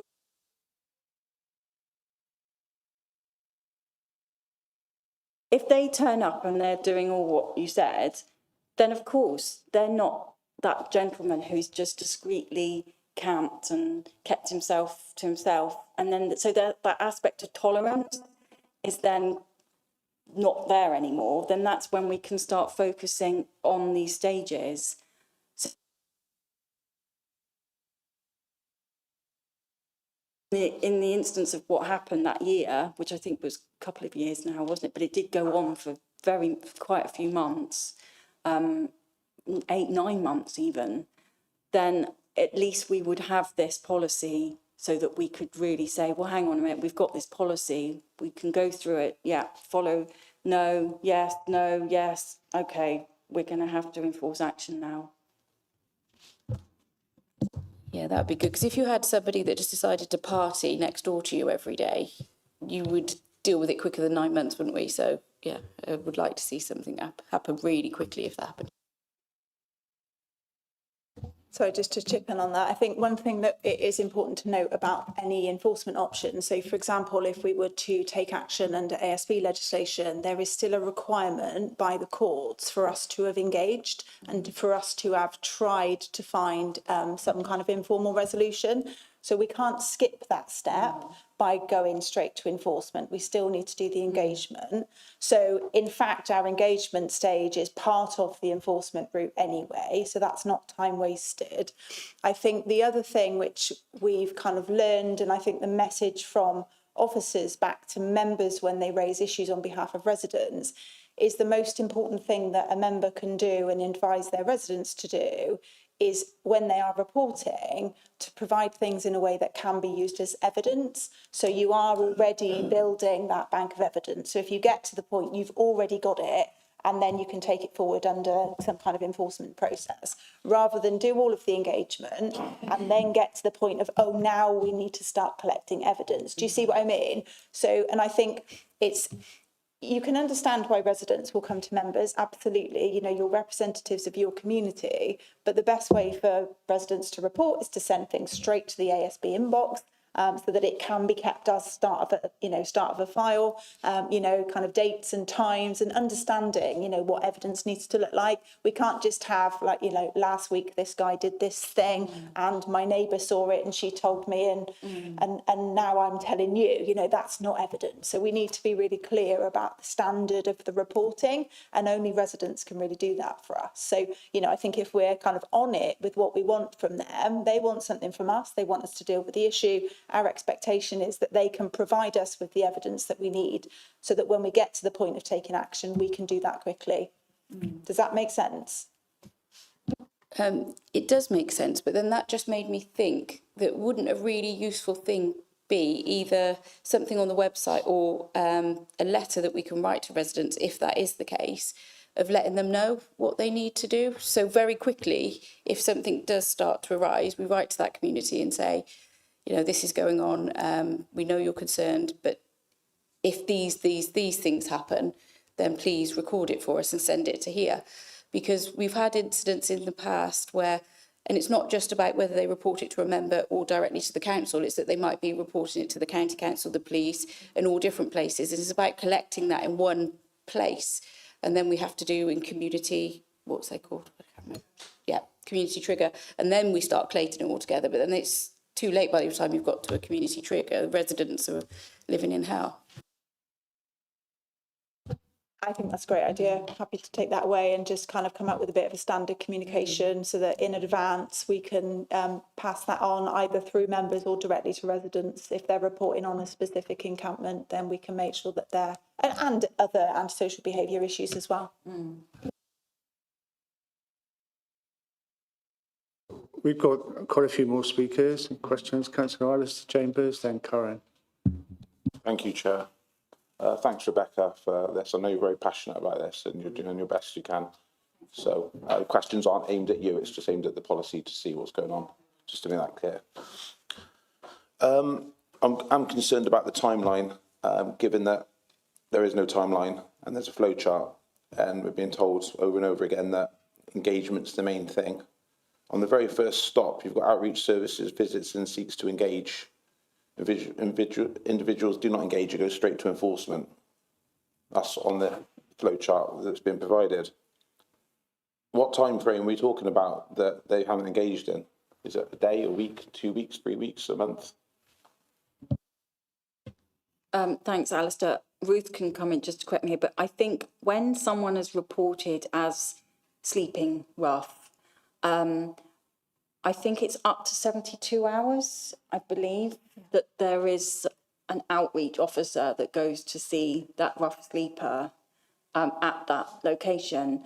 And actually, I would imagine that sometimes they go and they're no longer there. So it's almost like, because of that 72 hours, I think that is actually a national hourly, it's like, I would say that I would like someone to go there within a few hours. Do you know what I mean? Because 72 hours, they have to, You formally moving that as an amendment to your paper? No, I'm just saying, Or support I'm in terms of, well, that's a motion for you guys to bring to council, I think, mate. But that is a national that is the national 72 hours of that.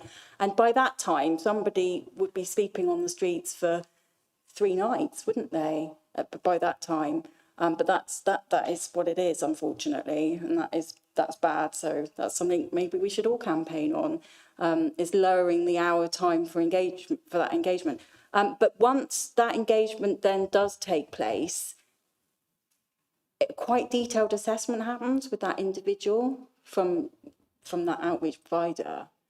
So they will get a really good sense of that person, and it would then be down to that assessment, which could end up triggering. There's a bit of flexibility here, though, and our current outreach provider, they're not against that person sleeping rough. They wouldn't be in it if they were. They are there to really the holistic approach, I would say.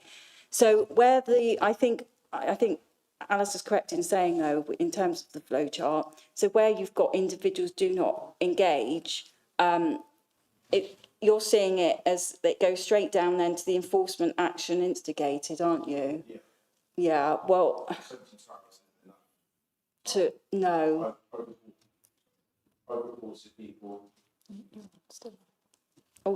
I reported people and they haven't been out in the first sort of 24 hours.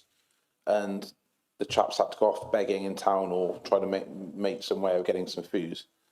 And then he's come back and no one's been, to his knowledge. No note's been on the tent, no information. And then I've called up and said, and they said, oh, somebody did visit and he wasn't there. They went about 3 o'clock in the day time. So he's not going to just be led in a tent with no money 24 hours a day. He's got to try and go out and get food or water and try and survive. So that really concerns me, because I know of situations where people have been given tents and then within 24 hours the tent's been removed and disposed of. And that has happened. In Gloucester, yeah. So I know I've made you aware, but this is just to everyone else. I've got a friend of mine that's actually an actor, and he dressed up as a homeless person, and he's gone around with these recording camera glasses, and I'll send those videos out soon. It's pretty horrific how he's got no help from outreach services. As a 21-year-old guy, he's gone to various different places, charity places, and he's received no help. So it is quite concerning. And he's recorded it all on video, so there's some definite good evidence there. So yeah, the next thing is street counting, mentioned 24. I was speaking to people, organisations, and they've said that before the street count takes place, normally people get cleared off the streets. So that's what I've been told by two, I don't want to mention the organisations' names, but by two bona fide organisations who work with the council. I challenge you, I know you will come, and I know you're passionate about it, to come out with me one night, if that's okay, and do a count ourselves any night you choose. And I'm sure we'll find more than 24. I'll even put a wager on it, if we're allowed to do that. So that's point number 2. And then I don't believe the council's got a safeguarding officer. So is that correct? There's not. You just hold on a sec before you answer. It's 8:30, the bewitching hour. So can I just recommend we all vote in favour to continue for a little longer? Yeah, that's unanimous. Thank you. Cool, so I'll quickly run through the last things. It's stealing tents the same day, removing tents the same day by the council. Street counting, are they really accurate figures? I believe they're not. Safeguarding officer, I believe the council hasn't got one. And the final one, the undercover actor that's acted as a homeless person visiting these services. What can I do about that? Because I need to contact the safeguarding officer to raise concerns with some of these organisations. They're falsely advertising services that they don't provide. It's pretty damning evidence that I've got. Thank you. Okay, thank you for that, Alistair. In terms of the removing of tents, again, it's going to need to have evidence. So if you've got any evidence or anyone who you know can verify that claim, then please just get them to contact, I would say, Ruth directly. Okay. In terms of your the videos you were saying, then again, I think you need to get those in to the City Council in some format. Again, go through Ruth, and I would need to check in terms of the safeguarding officer. But adult social care, so they have a very good big safeguarding team. So you could go through them for some advice. What was the other one? The count. Okay, so that's a really interesting one because I actually know of one of the independent verifiers that went out on this current cohort, very respected charity, beautiful charity. I know him quite well. So I hear what you're saying, but I am inclined. So I go out myself with a soup run. I'm not going to say any organisation, but I would say that was actually about right. Actually, thinking of all the individuals that I know of and everything. Of course, there's such a cohort that stay in other places. There's sofa serving that goes on, and there's other sort of pimps are involved. So, the sex work girls can go and stay over theirs. And do you see what I mean? So it's really complex. So I wouldn't say they were inaccurate. All I'm saying is this is how, unfortunately, statistics are put together, and it is one night of a year. But of course, we do know that it can fluctuate. So I'll let Ruth come in. Thank you. Just to add a couple of things to what Rebecca said. So I think the count, I agree, is really interesting the way we do the count. So the count is verified by Homeless Link, and we do it in 2 stages. So we do what's called the snapshot count, which is physically going out and looking for people. But then we do an evidence-based estimate to verify the people that we've seen on the street, who we think should have been there based on our intelligence that's come in through StreetLink or through VCS organisations that work with rough sleepers, and make sure that if we didn't see somebody, but we do think that they were out on that night, and we've got good evidence as to why we think they were out on that night, we would still include them in the numbers. So, I think it's not a perfect science, but I think the way Gloucester do it, so we don't just do a count and we don't just do a tabletop, we do both. So it just kind of helps us to really try and understand what's going on. And I think, like Rebecca said, we've got a pretty good picture on a day-to-day basis of who's out there. We agree that it's not always as low as 24. We think there are definitely more rough sleepers out there at times than that. But obviously that we have to have some national way of recording rough sleeping numbers. I think the other thing was around the safeguarding officer. So I'm the corporate safeguarding lead, and we've got 2 managers that are the safeguarding contacts for the organisation. So we work closely with the county council. We do an annual audit of our safeguarding processes. So if you do have concerns around safeguarding and you think they're for the council, more than happy for you to come to me. But even if they came through customer services, they would be fielded to the appropriate officers. So that is all in place. So hopefully that's reassuring. Karen. Okay. Does anybody else want to say anything before we wrap up? Angela. Can I just say that I mentioned I've been in contact with PCSOs.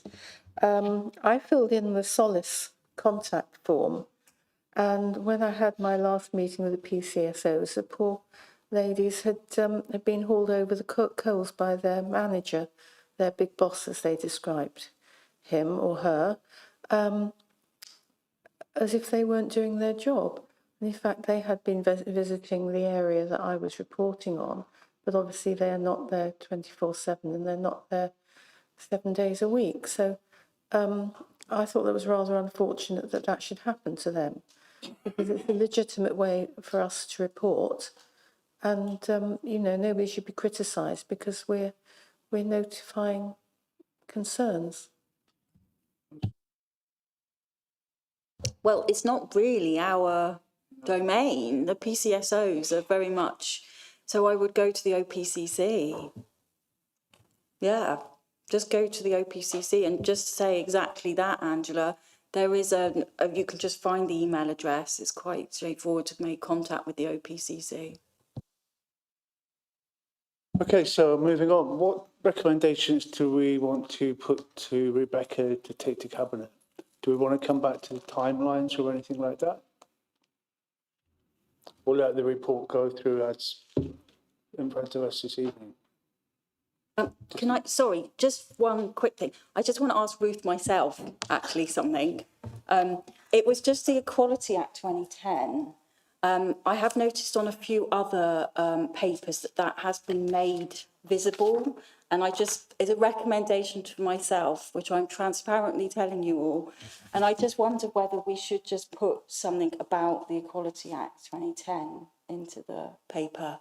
I just noticed, it was something, I was sat there, I've read this so many times, and it was something that I noticed that actually it hadn't been put in, and especially in terms of gypsies and travellers, which I could think is actually quite important because it's separate, isn't it? It's a very separate issue, but that actually isn't in here. So I think if we could go back to Neil and just get that in for Cabinet, if that's okay with everybody.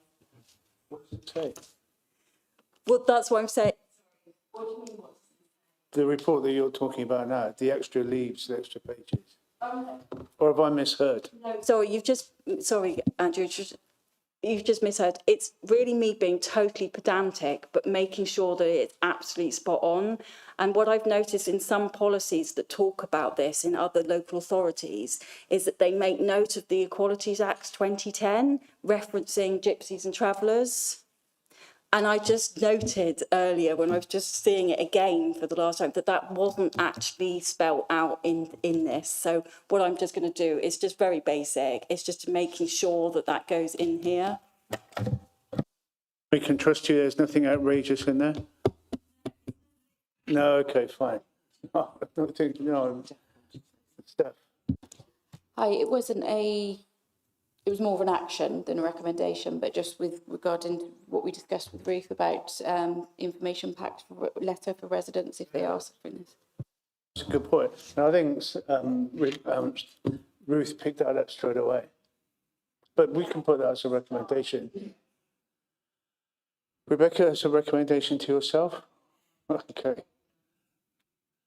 Looking around the room, any other comments or questions? If not, can I thank the Cabinet for their courtesy in turning up and answering politely a lot of questions. Can I thank you for the work you're doing for some vulnerable people? And at that point, close the meeting. Thank you very much. Thank you.